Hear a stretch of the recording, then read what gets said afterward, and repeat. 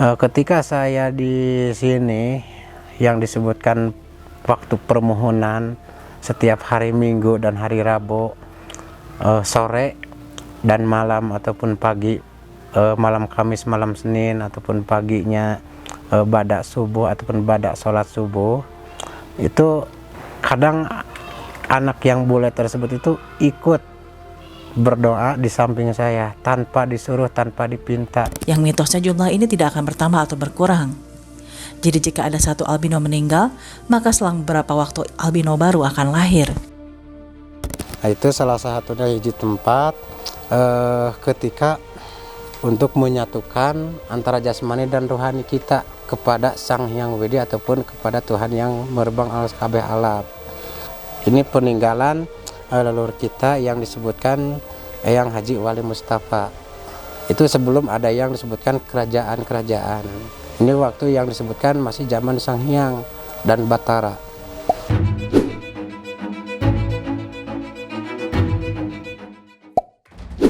Secara administratif, Kabuyutan Ciburuy terletak di Desa Pamalayan, Kecamatan Bayongbong, Kabupaten Garut, terletak di sebuah perbukitan di kaki Gunung Cikuray. Situs ini memiliki luas sekitar 2 hektar dengan bangunan dan peninggalan sejarah yang beragam, termasuk naskah-naskah kuno dan benda-benda cagar budaya. Di situs ini terdapat rumah adat seperti Bumi Padaleman atau tempat penyimpanan naskah kuno, daun lontar, dan nipah. Lalu Bumi Patamon, tempat penyimpanan senjata seperti keris, kujang, dan trisula, serta alat kesenian goong renteng. Dan tentu juga ada lumbung padi atau leuit, tempat menyimpan makanan terutama padi. Berikut ini adalah penjelasan dari Kang Ujang yang akan menjelaskan beberapa tempat yang ada di Kabuyutan.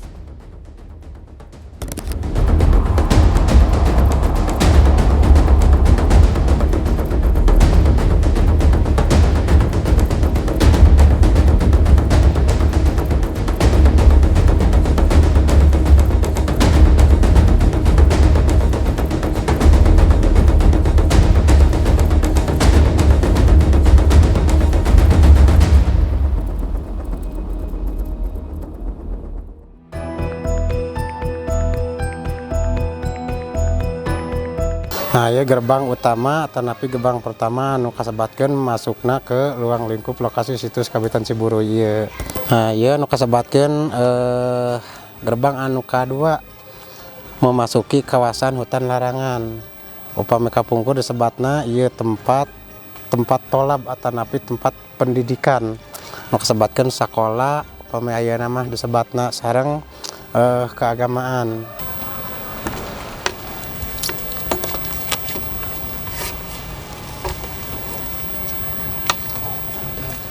Nah, ya nu kasebatkeun dasar atanapi ruangan kahiji upami anu ayeuna basebatna teh tingkatan sekolah dasar.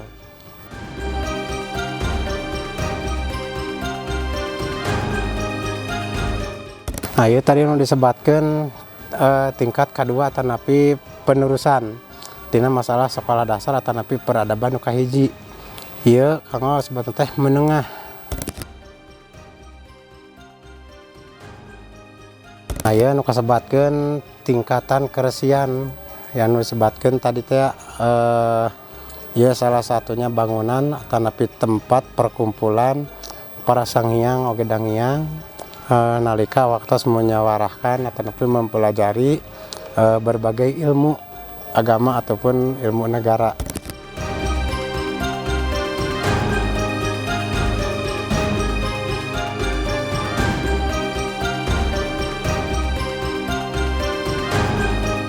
Ieu ruangan kanggo penyimpanan barang-barang pusaka ataupun barang peninggalan.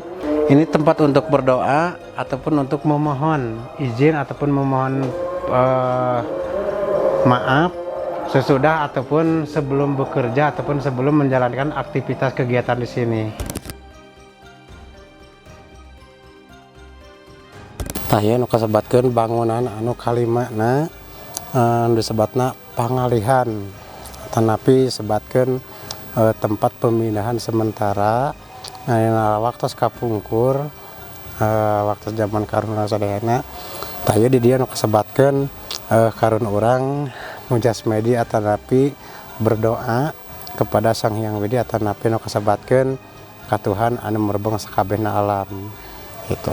Yang kasebatkeun ditutup ku masalah daun aren atanapi kahoyong atanapi panyuhun kanana ku masalah isina alam. Alim dipasihan pintu permanen atanapi sebatkeun pintu kayu dan jelekna masalah panto dari triplek. Ieu kahoyongna pintu anu kasebatkeun menyawalakan atanapi menyimbolkan sarangna laba-laba. Aya nu kasebatkeun tempat parukunan atanapi ngahijikeun antar umat, antar agama, antar budaya. Itu salah satunya hiji tempat ketika untuk menyatukan antara jasmani dan rohani kita kepada Sang Hyang Widi ataupun kepada Tuhan yang merebang alas kabeh alam. Ini peninggalan leluhur kita yang disebutkan Eyang Haji Wali Mustafa. Itu sebelum ada yang disebutkan kerajaan-kerajaan.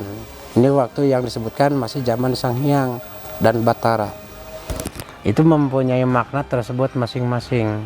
Gitu. Itu yang disebutkan Patamon itu tempat untuk pertemuan. Gitu. Kalau yang disebutkan lumbung padi itu untuk penyimpanan hasil bumi. Yang disebutkan Saung Lisung itu untuk menumbuk. Peninggalan lainnya meliputi senjata seperti keris, lonceng perunggu, trisula, tombak serta naskah kuno yang ditulis oleh Prabu Kian Santang pada daun nipah dan daun lontar.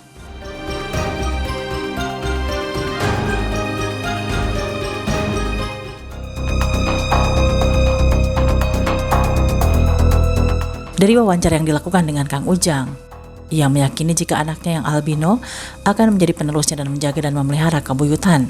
Ya walau alam, karena itu secara penglihatan lahiriah ataupun secara penglihatan biasa, ketika saya di sini yang disebutkan waktu permohonan setiap hari Minggu dan hari Rabu, sore dan malam ataupun pagi, malam Kamis, malam Senin ataupun paginya badak subuh ataupun badak sholat subuh, itu kadang anak yang bule tersebut itu ikut berdoa di samping saya tanpa disuruh, tanpa dipinta ataupun tanpa diajak.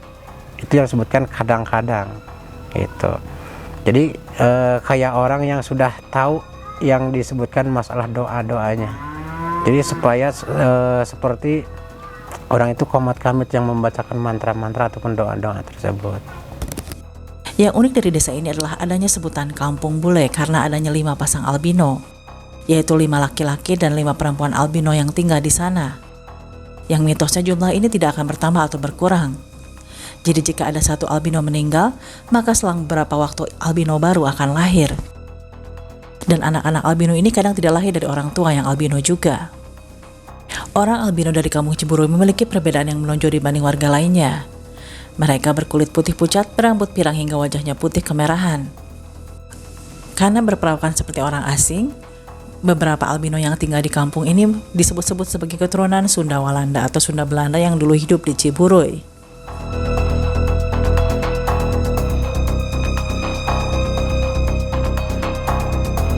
Biasanya kalau tidak dijadikan ya itu mandala itu pesantren tradisional, biasanya tempatnya itu menjadi dibiarkan. Tidak ada yang berani membangun apapun atau merusak apapun, ini sehancurnya aja. Tapi rata-rata itu dilanjutkan menjadi pesantren, pesantren tua. Jadi akang-akang dan tete-tete jangan lupa follow, subscribe ke akun Angelic Baolina untuk tahu wisata seputar dan budaya Indonesia. Hatur nuhun atas nonton, dadah.